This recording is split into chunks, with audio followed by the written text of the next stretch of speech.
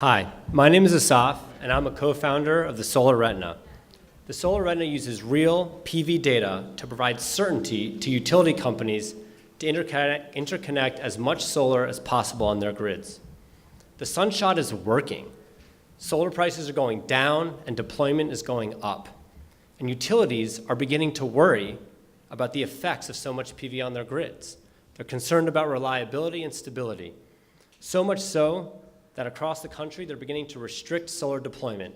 It's not only happening in Hawaii and California, but it's also happening in less suspecting places like the eastern shore of Maryland and southern New Jersey. And if solar generation at the distribution edge is the problem, it only makes sense that you'd want to measure and track the output of each of those PV systems on the grid. But that's not what utilities do. In fact, they're blind to the individual PV systems on their grid. And without the direct intelligence, they're forced to make guesses and run models to assume what the solar panel power is doing. The thing is, utilities told us that they don't even quite trust the models that they even use. In fact, they've hired us to use our real data to help them solve the problem. And what we're going to do with the Solar Retina that you're about to see is something that we're already doing by hand, and with this, we're going to automate it. So we're going to solve the knowledge gap by delivering the real PV data that utility companies need in order to incorporate more solar on the grid. So far, we have 2 utility companies who have partnered with us and are going to deploy the Solar Retina in trouble spots on their grids. So how does the Solar Retina work? Well, there are 3 things that make it tick. First, we crowdsource our data from solar citizens like you. This is a national problem, and it can be solved with citizen involvement. And citizens actually want to help and want to donate their data to solve these problems. To test this, we partnered with solar organizations in Washington, D.C. to ask their members if they'd be willing to share their data with us. We promised 2 things in return. 1, we were going to make sure their system was working properly. And 2, we were going to put their data to work by using that data to help remove the technical barriers to solar integration on the grid. So we sent everybody an email with a few web links that they could click and give us access to their system. And that data that we pulled from their systems is what we're going to show you here today. Fully 22% of the individuals that we reached out to opted in to share their data with us. A bit unbelievers that 22% would actually do this. We repeated the experiment twice in 2 other recruitment campaigns, this time in Maryland and Virginia, with the same results. So I know what you're thinking, 22%, that's a pretty good opt-in rate, but 22% is not all PVs. And so that brings us to our second innovation, our imputation algorithm. It allows us to do more with less. We believe that with just a handful of systems, you can accurately predict the performance of all other PVs on the line. And so we tested this too. We took a large data set of 300 systems over 9 months at 10-minute intervals, and we tested to see how well we could predict the whole with just a handful. And the results were equally wonderful. We were able to predict the full system to 1.3% error. Which brings us to our third innovation, our accuracy. We believe that using real measurements at the edge of the line is more accurate than using model data from satellite irradiance and so forth. But we want to be sure. So we took 28 systems from DC where we were collecting actual measurements, and then we consulted the most state-of-the-art satellite models to say, what would those 28 systems say actually performed? And we found some pretty wild differences. As you can see here, the ground truth and the satellite models differed anywhere from 25 to 75%, winter and summer. What's more, if you were to even as a distribution grid engineer who wants to get this information and intelligence, what do? You call your model provider on the phone, ask them, I would like this data from these systems, and a few days later, they'll turn back to you a CSV file with a bunch of values, right? So we want to solve that problem too, by providing utilities and distribution grid engineers with the ability to access that data instantly and on demand. And that's what we're about to show you here. We used real data from the systems in DC that we acquired, ran our algorithm, and are able to provide instant on-demand analysis to utility companies and grid operators. In fact, Just 2 days ago when I was getting some air out here in San Francisco, the grid engineer from our one of our utility customers called us and said, can you please provide us with the generation data from July 2nd, which was when their peak load, and also from October 14th, which was when they were at minimum load. So what we're going to do here is prevent that phone call. They're just going to be able to look it up themselves and get the intelligence they need. And so because distribution grid maps and feeder lines are confidential for security reasons, we're just going to draw, using the draw function on the map, and pull up instant data from those systems. And what you're going to see, eventually, I promise you, is you're going to see that we're going to create a feeder line map and get instant information from those PVs. So how big is the opportunity here? Green Tech Media says the soft grid market is about $2 billion in 2015. Solar accounted for 50% of all new capacity in the past year, and behind the meter PV system is a growing fraction of all new PVs, which means that the blindness problem is only going to get worse, and PV will get even harder to incorporate on the grid. And that's why we focused on this problem. We believe that focusing on the integration of additional solar on the grid is the major glass ceiling that solar is facing. So how are we going to do it? First, we're going to build out the product. In June, we're about to close on $230,000 in early stage funding from the Department of Energy to build out the Solar Retina, to automate it and make the data collection and analytics produce in real time. Second, we're going to expand our recruitment campaigns. We're going to go and work with national organizations as well as an additional partner we just signed on with that has 12,000 individual PV systems under management. And third, we're going to conduct pilots with our 2 utility customers and deploy the Solar Retina on those grids. You've seen a lot of wonderful, innovative tools out there today.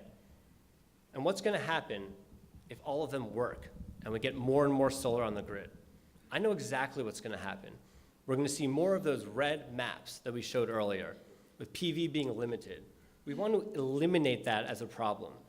And our belief is that we can do it by having solar citizens like you contribute to the problem.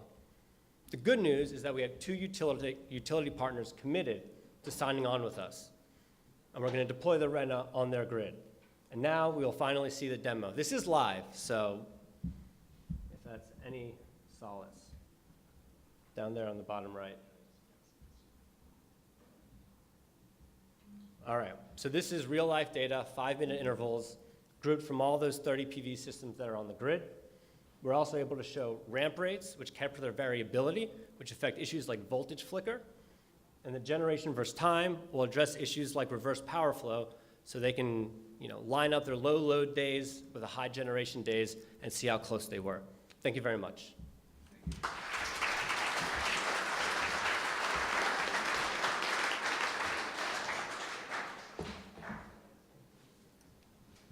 Could you focus a bit more on the business model in terms of who you're selling to, what Yeah, you're absolutely. charge, et cetera? Yeah.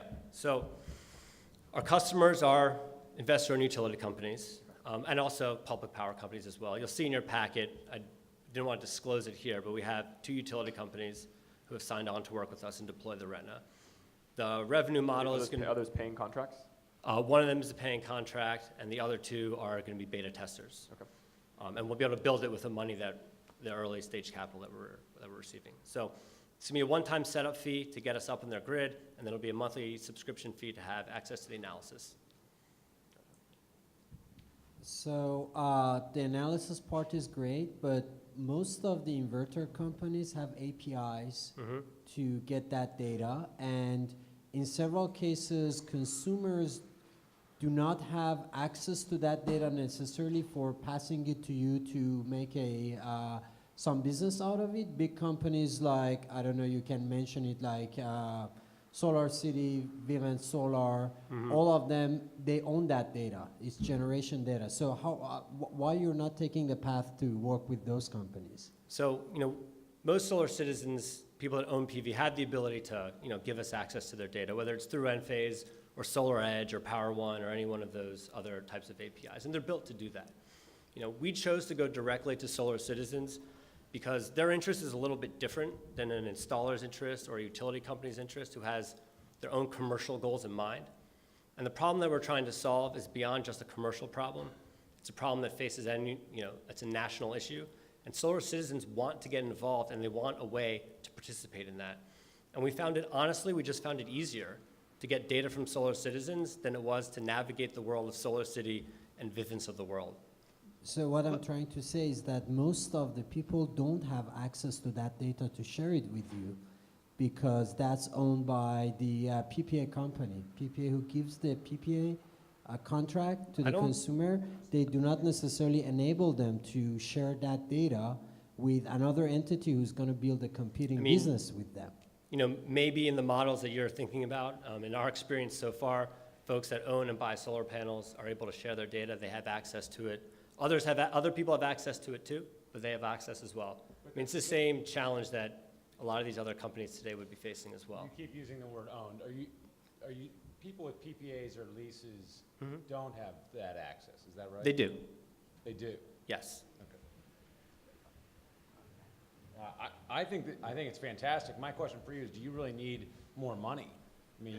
So we built this with $25K. This demo you from the said top you're getting coder. 230 already from DOE. So just in the interest of your peer group here, there's only 500 grand to hand out, right? Right. That may be. So, Mark can maybe address this issue a little bit more, but there's, we have to obviously build and automate, but there's a lot of science and algorithms that have to go behind it, and we need to make sure. We need to make sure we can do N-2, N-3. We need to make sure that we have proper data quality controls. We need to use some more sophisticated statistical methods in order to have our imputation algorithm be improved. So, there's a bunch of work that still needs to be done. And then we also want to build a much better user experience for the solar citizen as well, so that they can get instant and immediate feedback. Once they donate their data, we'll automatically download the past year's historical data, and then we'll be able to give them a grade, compare them to their neighbors, and so forth. So there's a lot of big feature sets we want to build out. So the Solar Citizen is the way you get access to that data, if it's even available.